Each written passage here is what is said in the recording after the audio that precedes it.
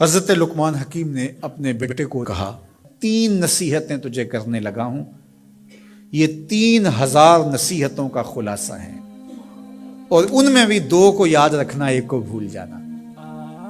تو بیٹا ہمہ تنگوش ہو گیا، تو حضرت لقمان بولے جو نیکی کی ہے اس کو بھول جانا، جو نیکی کی ہے اس کو بھول جانا، اور موت کو اور اپنے رب کو یاد رکھنا۔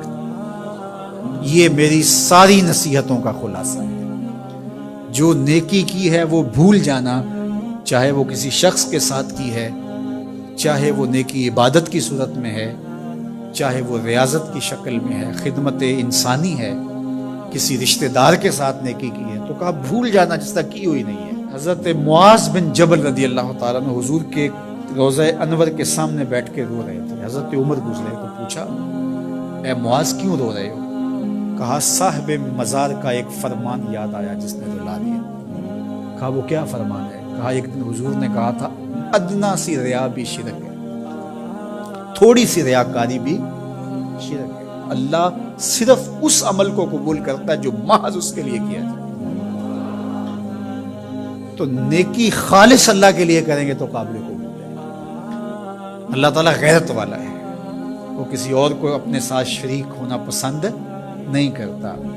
تو جب بھی نیکی کرو، یہ سلس دین ہے، انما الاعمال بالنیات۔ اس حدیث کو علماء نے کہا ہے تیسرا حصہ دین کا اس میں ہے کہ اعمال کا دار و مدار نیتوں پہ ہے۔ نیت کا خالص ہونا شرط ہے، ورنہ محنت بھی کی، سجدے بھی کیے، خیراتیں بھی کی، سب کچھ کیا، لیکن نامہ اعمال میں 0 کیتی کتری پئی کھو محمد تے سکہ بنیا زردہ۔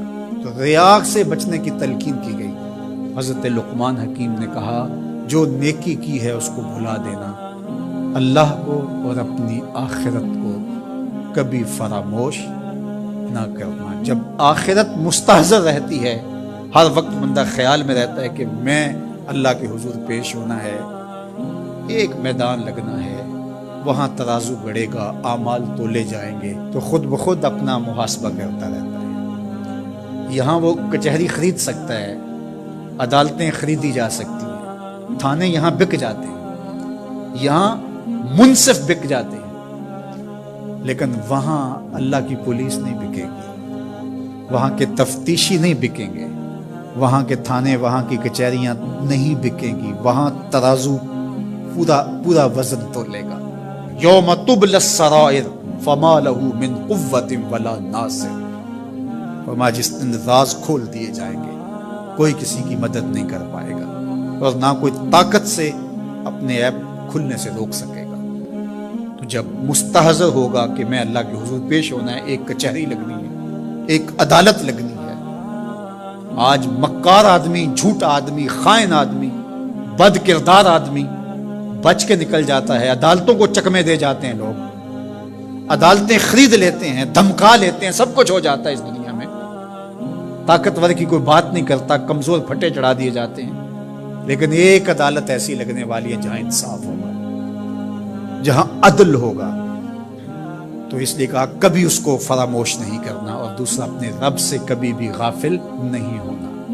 اپنے رب سے جو غافل ہو جاتا ہے وہ زندگی کے مقصد کو کھو بیٹھتا ہے۔ اور اسی کو رومی کہتے ہیں دنیا ہے یہ چیز، دنیا از خدا غافل بدن۔